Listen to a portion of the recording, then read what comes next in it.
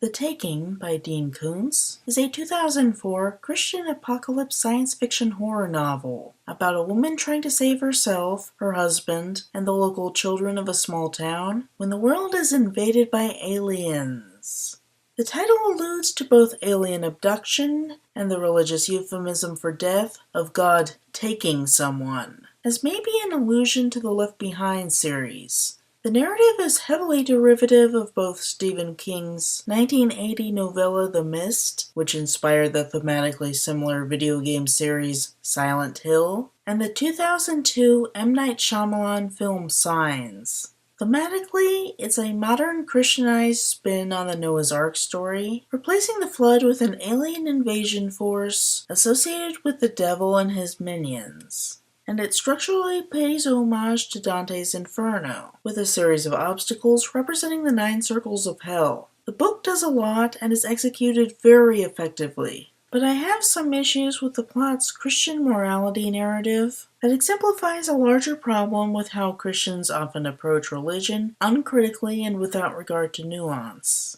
The plot is a slice of the 2004 conservative Christian American mindset. It had been 3 years since 9/11, when a small band of terrorists circumvented the security of a powerful nation to cause death and devastation, obliterating a symbol of American prosperity in 2 thunderous explosions.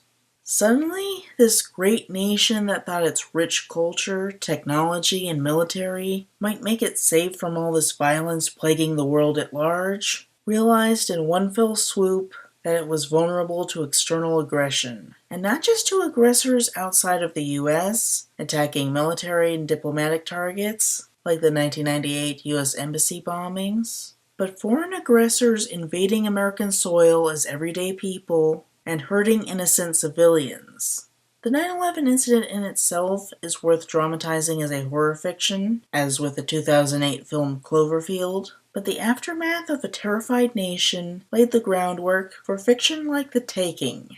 Signs started shooting the day before 9/11, so it wasn't directly inspired by it, but it was almost certainly affected by it tonally, as the nation fearfully gathered around TVs and radios to prepare for unholy invaders with no respect for borders or military targets. The Taking comes from this national tension and the long-standing conservative idea of individuals having to defend their community when the government becomes unable to function. This is a story about the alien invasion that everyone feared. While Signs put a Christian story front and center, it didn't take sides, and was just generally monotheistic. There is the implication of an Abrahamic God, and the aliens were kind of implied to be demons, or at least metaphorical demons. But there wasn't a fear of Muslims as an other. There was even a reference to Muslims being the first to scare away the aliens, implying that they have a legitimate holiness as Muslims to combat the demonic-themed aliens. However, The Taking references Islam only as a source of danger and implies that Christianity is the one true religion. In addition to the book's more overt religious themes, the alien invasion has a particularly Christian flavor to it in its function as a metaphor for America at war. It is the feared disaster scenario, but with divine providence. Even though it appears chaotic, there is a greater plan at work. A much belabored scientist interviewed on TV at the beginning impatiently explains to liberal broadcasters that anthropogenic global warming is not real, so humanity ultimately has no power over the natural world. We are in God's hands. Like children who have to trust their parents and their adults of their community to know what to do in the time of crisis, God is put forward as this orderly, watchful parent. They're walking beside the protagonists and ready to carry them in their greatest time of need. Though there is a heavy religious theme, most of the book takes its cues from The Mist. An otherworldly thunderstorm showers the planet in luminous blue rain that smells bizarrely appealing or unappealing to different people in different ways, possibly as an allusion to ambrosia and ichor in Greek mythology. The blue rain then turns into a purple mist, and demonic creatures run wild within it, creating a nightmare world that the protagonist must endure as an ugly reflection of their hometown. They run around trying to save people while getting buzzed by UFOs and generally harassed by alien monsters, undead neighbors, an escaped serial killer, and Satan himself. Bantam Books published the book in intriguingly non-standard dimensions, about an inch taller than a standard book of its width. It makes reading it a little awkward for a bit until you get used to it. I think they might have been going for a Winchester House-style disconcerting physical property to add a sense of unease to reading it, which may add to the terror. I'm not sure how effective this is, but it's certainly interesting.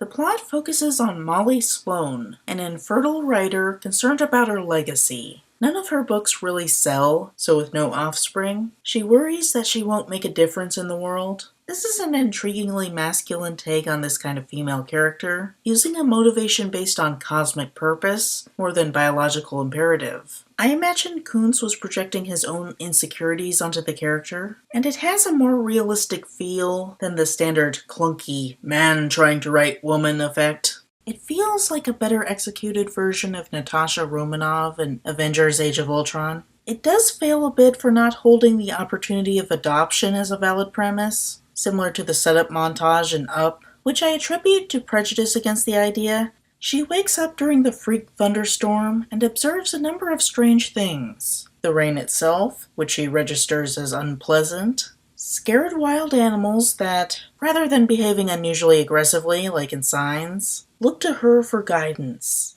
and glimpses in the mirror of a shadowy monster, and a vision of the house overgrown with alien fungi. She and her husband, Neil, fuss over what to do. The TV barely gets reception, but they see a broadcast news show depicting worldwide luminous rainfall before the force stalking them changes the channel and makes them watch Fear Factor, a symbol of the modern age of degeneracy. Clearly, this force is sadistic.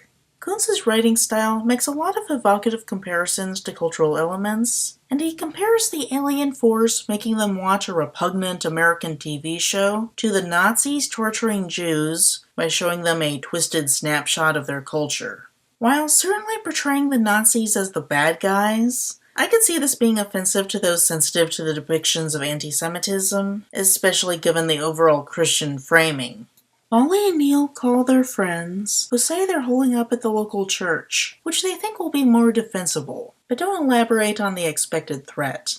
The shadowy monster spooks them, so they decide to head into town, where there presumably will be safety in numbers. They pass several lost battle sites, where families died fighting aliens, and come across the body of a man who blew his head off. And then he stands up and mocks Molly with a quote from her favorite poet, T.S. Eliot. They get out of there and rationalize it away as a body operated by a puppeteer parasite. While in transit, Molly hears a radio broadcast announcing that they are being invaded by space aliens. Before NASA lost contact with the International Space Station, the ISS sent out an audio recording of a mysterious presence forcibly boarding and making a statement in an unknown language. Molly thinks the words are very poetic and quietly memorizes them. They find a large group seeking shelter in a tavern and hang out there for a bit. A group of dogs there, again, strangely look to Molly for guidance. People then worry that she may be an alien in human form, and she has to reassure them that she isn't, like with the fear of terrorists looking like average citizens. This group has a lot of guns, and they're not sure where to point them. All they know is that the police and military will not protect them. Molly's serial killer father turns up. He is a child murderer who killed several of her peers as a child, and Molly shot him and helped take him down. He should be serving a life sentence in prison, but the catastrophe allowed him to escape. Molly holds him off with a gun while he mocks her and also quotes T.S. Eliot before vanishing into the night. One of the townspeople claims proof that the invaders are space aliens, and he shows Molly and Neil the men's room janitor's closet, where a trickle of luminous rain has transformed into an alien fungal infestation. His theory is that the aliens are terraforming the planet with the rain, replacing Earth flora with their own. This raises the interesting suggestion that any elements of the weirdness that they witness could be hallucination brought on by oxygen deficiency. This turns out to be wrong, but the suggestion adds an interesting element of uncertainty.